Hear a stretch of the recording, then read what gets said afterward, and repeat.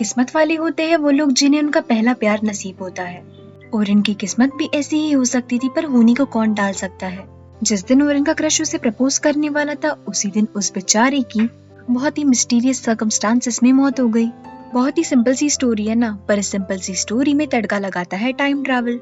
I know आप लोगों ने कई सारे टाइम ट्रैवल स्टोरीज देखी होंगी, बट ट्रस्ट मी ये वाली डिफरेंट है। So hello everyone and welcome to the cloud interpretation. आज मैं आप लोगों को ब्लडी बर्थडे का एपिसोड 1 एक्सप्लेन करूंगी। इस स्टोरी में फैंटेसी, ड्रामा, रोमांस, थ्रिलर सब कुछ है। तो देर किस बात की, without wasting further time let's March towards the episode. Series की शुरुआत में हमारी मुलाकात होती है हारिन से, जो कि इस सीरीज की मेन लीड है। हारिन आज बहुत ही ज्यादा खुश है क्योंकि आज उसका बर्थडे भी है और साथ ही साथ वो अपने क्रश को प्रपोज भी करने वाली है। हारिन अपने क्रश को 10 साल से जानती है और बहुत पहले से उससे प्यार भी करती है। हारिन जब अपने क्रश को मैसेज करके कहती कि वो उससे मिलना चाहती है, तो उसका क्रश उसे क्लास के बाद फोटो स्टूडियो में मिलने बुलाता है। हारिन जैसे ही स्टूडियो में पहुंचती है, वो देखती है कि सियो जून ने स्टूडियो को बहुत अच्छे से डेकोरेट किया था। स्टूडियो में हारिन के बर्थडे के लिए सभी कुछ मौजूद था, सिर्फ सियो जून को छोड़कर। हारिन जैसी सियो जून को ढूंढने के लिए कमरे के कर्टन्स खोलती है, वो देखती है कि सियो जून ने अपना हाथ काटकर खुदकुशी कर ली है। हारिन जैसे ही नजारा देखती है, उसके पैरों तले जमीन सरक जाती है और वो अपने आप को संभाल ही नहीं पाती। 10 साल बाद हारिन एक एनिमल रेस्क्यू सेंटर में काम करती थी। हारिन अपने काम को लेकर इतनी सीरियस थी कि वो जानवरों को बचाने के लिए किसी भी हद तक जा सकती थी। अपना काम खत्म करने के बाद हारिन जब अपने डेस्क पर लौटती है, तो वो देखती है कि हाइमिन ने उसके 28th बर्थडे के लिए केक भेजा है। केक देखने के बाद ओरिन हाइमिन को कॉल करके उसे थैंक यू बोलती है। दरअसल हाइमिन ओरिन को हर साल बर्थडे केक भेजा करती थी। उन दोनों के बीच में थोड़ी बातें होने के बाद ओरिन हाइमिन से पूछती कि आज तुम सियो जून से मिलने जाऊंगी। तो हाइमिन कहती कि मैं सियो जून से आज रात में मिलने जाऊंगी। आखिर उसकी आज 10th डेथ एनिवर्सरी जो है। उन दोनों की बातों से हमें पता चलता है कि हाइमिन सियो जून की बड़ी बहन है। हाइमिन और ओरिन की बातों को इंटरप्ट करते हुए एक कोवर्कर ओरिन से कहता है कि उन्हें अपने अगले मिशन पर जाना है। मिशन की बात सुनते से ओरिन फोन रख देती है। इस बार ओरिन का मिशन एक डॉग को रेस्क्यू करना था। उस डॉग को ढूंढते ढूंढते ओरिन अपने पुराने स्कूल पहुंच जाती, वही स्कूल जहां पर ओरिन और सियो जून साथ पढ़ा करते थे। स्कूल को देखकर हारिन के कोवर्कर्स आपस में बात करने लगते कि स्कूल को देखते से उन्हें उनका पहला प्यार याद आता है। अपने कोवर्कर्स की बातों से ओरिन थोड़ी अनकंफर्टेबल हो जाती है, पर वो अपनी परेशानी अपने कोवर्कर्स के सामने नहीं आने देती और डॉगी को ढूंढने की शुरुआत करती है। अपने पुराने स्कूल में घूमते हुए ओरिन को सियो जून की याद आती है और हम फ्लैशबैक में देखते हैं कि ओरिन और सियो जून एक कैमरे के लिए झगड़ रहे थे। ये कैमरा सियो जून का था, पर ओरिन चाहती थी कि सियो जून उसकी एक तस्वीर ले ले। सियो जून इस बात के लिए साफ साफ इनकार कर देता है, तो ओरिन इस बात के लिए उससे झगड़ने लगती है। लाइन में पीछे खड़े ओरिन और सियो जून के दोस्त युनसुंग सियो जून से कहता भी है कि ओरिन एक फोटो ही तो मांग रही है, दे दो उसे। वैसे भी एक फोटो खींचने से कौन सा पहाड़ टूट जाएगा। युनसुंग की ये बात सुनने के बाद सियो जून उससे कहता है कि मैं किसी भी चीज की फोटो खींच सकता हूँ, पर ओरिन की नहीं। सियो जून की ये बात सुनने पर ओरिन को बहुत गुस्सा आता है और जैसे वो उसे झगड़ा करने के लिए आगे बढ़ती है, उसका पैर फिसल जाता है और वो गिरने ही वाली होती है, पर सियो जून उसे बचा लेता है। और इसी बचाने के चक्कर में उन दोनों के बीच में होता है एक बहुत ही लंबा आई कांटेक्ट। उन दोनों को रोमांस करता देख पीछे से उनकी दोस्त कहती है कि यहाँ पर मुझे इतनी भूख लगी है और इन दोनों का रोमांस ही खत्म नहीं हो रहा। अपनी फ्रेंड की बातों से ऑफेंड होकर ओरिन कहती है रोमांस, वो भी इसके साथ सपने में भी नहीं। इस बात से सियो जून भी चिढ़ जाता है और उन दोनों में फिर से झगड़ा होने लगता है। थोड़ी देर बाद ओरिन एक और फ्लैशबैक देखती है जिसमें वो अपनी बेस्ट फ्रेंड से पूछती है कि तुम्हें क्या लगता है मैं हमेशा सियो जून से रूडली बात क्यों करती हूँ। तो जवाब में ओरिन की बेस्ट फ्रेंड कहती क्योंकि तुम उसे पसंद करती हो। तो ओरिन कहती यही तो बात है ना, अगर मैं उसे पसंद करती हूँ तो मुझे उससे अच्छे से बात करना चाहिए ताकि वो मुझे एक अच्छी लड़की समझे, पर नहीं, मैं हमेशा उसके सामने चीजें और भी ज्यादा कॉम्प्लिकेटेड कर देती हूँ।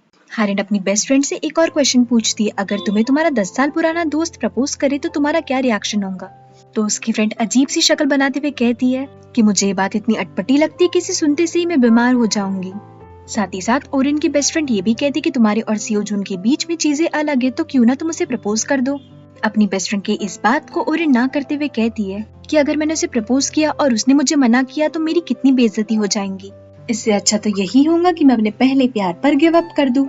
अपनी यादों के भवंडर से बाहर निकलने के बाद ओरिन अपने काम पर वापस लौट जाती है और उसी फोटो स्टूडियो की तरफ बढ़ती है जहाँ पर उसे सियो जून की डेड बॉडी मिली थी। उस स्टूडियो के पास पहुंचते से ही ओरिन को सियो जून दिखाई देता है। जो कि उसे अपने साथ उसी स्टूडियो के अंदर ले जाता है।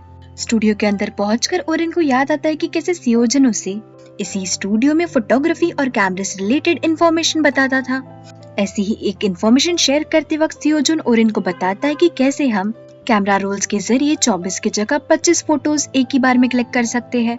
ये बातें जानने के बाद ओरेन सियोजून से पूछती है कि तुम रोज फोटो प्रिंट कराने के लिए अकेले ही क्यों जाते हो? तो सियोजून उससे कहता है क्योंकि मुझे अकेले रहना पसंद है, इसीलिए।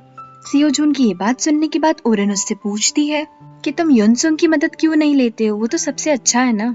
ओरेन के मुंह से युनसुंग की तारीफ सुनकर सियोजून को थोड़ा जेलस फील होने लगता है और वो ओरेन से पूछता है कि तुम युनसुंग की इतनी तारीफ क्यों कर रही हो? तो ओरेन बताती है क्यों ना करूं, वो तुमसे कई ज्यादा अच्छा है और हैंडसम भी है। ओरेन की ये सारी बातें सुनने के बाद सियोजून उससे सीरियस होकर पूछता है तुम मेरे बारे में क्या सोचती हो? तो ओरेन सोच में पड़ जाती है और फिर थोड़ा सोचने के बाद सियोजून से कहती है कि मैं तुम्हें अपना अच्छा दोस्त मानती हूँ।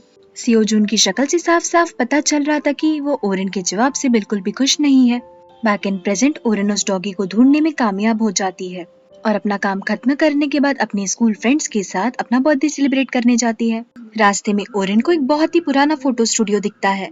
उस फोटो स्टूडियो को गौर से देखने पर ओरेन नोटिस करती है कि सियोजून का कैमरा इसी फोटो स्टूडियो में रखा हुआ है। ओरेन स्टूडियो के अंदर जाती है और उसके ओनर से कहती है कि ये कैमरा उसके फ्रेंड का है। ओनर सियोजून को वो कैमरा देने के लिए मान जाता है और साथ ही साथ उस कैमरे के अंदर जो 9 फोटो सियोजून ने क्लिक की थी उन्हें डेवलप भी करके देता है। ओनर ओरेन को एक कार्ड भी देता है जिसके पीछे लिखा होता है कि हम अतीत से सबक तो ले सकते हैं पर उसमें जी नहीं सकते। इस कार्ड को पढ़ने के बाद जब ओरेन उस स्टूडियो से जा रही होती तब उसके ओनर चिल्लाकर कहते हैं कि तुम्हारे लिए सियोजून ने एक लेटर भी छोड़ा है। पर ओरेन स्टूडियो से बाहर निकल जाती है और उस ओनर की बात ही नहीं सुन पाती है। ओरेन के वहाँ से जाने के बाद उस स्टूडियो के ओनर अफसोस जताते हुए कहते हैं कि अच्छा हुआ उस लड़की ने लेटर को नहीं पढ़ा वरना उसे बहुत दुख होता। ओरेन जब अपने फ्रेंड से मिलती है तो वो लोग थोड़ी देर बाद सियोजून के बारे में बात करने लगते हैं। ओरेन को सियोजून के बारे में सुनने के बाद बहुत अनकंफर्टेबल फील होता है और वो पार्टी को बीच में छोड़कर ही चली जाती है। युनसोंग ओरेन से पूछता भी है तुम ठीक तो हो ना? तो ओरेन हाँ में जवाब देती है। युनसोंग ओरेन को जाने से पहले अपना अम्ब्रेला दे देता है। घर जाते वक्त ओरेन पूरा टाइम बस सियोजून के बारे में ही सोच रही थी। घर पहुंचकर ओरेन सबसे पहले सियोजून की क्लिक की गई फोटोग्राफ्स को देखने लगती है और उन्हीं फोटोज को देखते हुए सियोजून को याद करती है। ये सभी फोटोज साल 2011 में खींची गई थी। फोटोज देखते वक्त हारिन खुद से कहती है कि मुझे लगा था कि मैं तुम्हें भूल चुकी हूँ पर मैं जब भी तुम्हें याद करती हूँ पता नहीं क्यों मेरी आंखों में अपने आप आंसू आ जाते हैं। सियोजून से जुड़ी यादों को मिटाने के लिए ओरेन उन 9 फोटोज में से एक फोटो को जला देती है। ओरेन नोटिस करती है कि उसके बैग में एक एनवेलप है और उस एनवेलप में एक लेटर। ओरेन जब उस लेटर को खोलकर पढ़ने लगती है तो उसे पता चलता है कि ये लेटर सियोजून की तरफ से है। इस लेटर के जरिए सियोजून ने ओरेन से अपनी फीलिंग्स कन्फेस की थी। 오린, 나 너 좋아해. लेटर को पूरा पढ़ने के बाद ओरेन फूट फूट कर रोने लगती है। साइड में हम उस जलती हुई फोटो को नोटिस करते हैं। जैसे ही उस फोटो के ऊपर लिखी हुई डेट जल जाती है वैसे ही हम देखते हैं कि ओरेन टाइम ट्रैवल करके 10 साल पीछे चली गई है यानी कि साल 2011 में। ओरेन जैसे ही अपने आप को पास्ट में देखती है उसे तो यकीन ही नहीं होता कि उसके साथ हो क्या रहा है और वो यहाँ पर कैसे पहुंची। पर तभी ही ओरेन सियोजून को देखती है और अपने मन में चल रही सारी कश्मकश को भूल जाती है। फ्लैशबैक में हम देखते जिस दिन सियोजून ने ये फोटो क्लिक की थी उस दिन फोटो क्लिक करने से पहले सियोजून और ओरेन में कैमरे और फोटो को लेकर फिर से झगड़ा होने लगता है क्योंकि ओरेन चाहती थी कि सियोजून उसकी फोटो क्लिक करे पर सियोजून ये करने से मना कर रहा था। तो ओरेन के पास खड़ा युनसोंग ओरेन से कहता है कि तुम मेरा कैमरा ले लो। ये बात सुनती सी ओरेन बहुत खुश हो जाती है पर सियोजून जेलस। वो युनसोंग से कहता भी कि तुम इसे अपना कैमरा मत दो, ये उसे खराब कर देंगी। पर युनसोंग सियोजून की बात नहीं मानता है। सियोजून को इस बात पर गुस्सा आता है और वो थोड़ा आगे चलने के बाद ओरेन की एक फोटो क्लिक करता है। ये वही फोटो थी जो प्रेजेंट टाइम में ओरेन ने जला दी थी। सियोजून को अपनी फोटो क्लिक करते देख हारिन बहुत खुश होती है और इसी सीन के साथ एपिसोड खत्म होता है। इस सीरीज में कई सारे फ्लैशबैक है तो प्लीज कंफ्यूज मत होना और अगर कुछ नहीं भी समझ आए तो कमेंट सेक्शन में मुझे पूछ लेना, मैं आपको बता दूंगी। वैसे इस एपिसोड में कंफ्यूजन तो मुझे भी है कि ओरेन के बैग में वो लेटर कैसे आया जबकि वो लेटर तो स्टूडियो के ओनर के पास ही रह गया था। आई होप सीरीज में हमें पता चले कि ये जादू कैसे हुआ।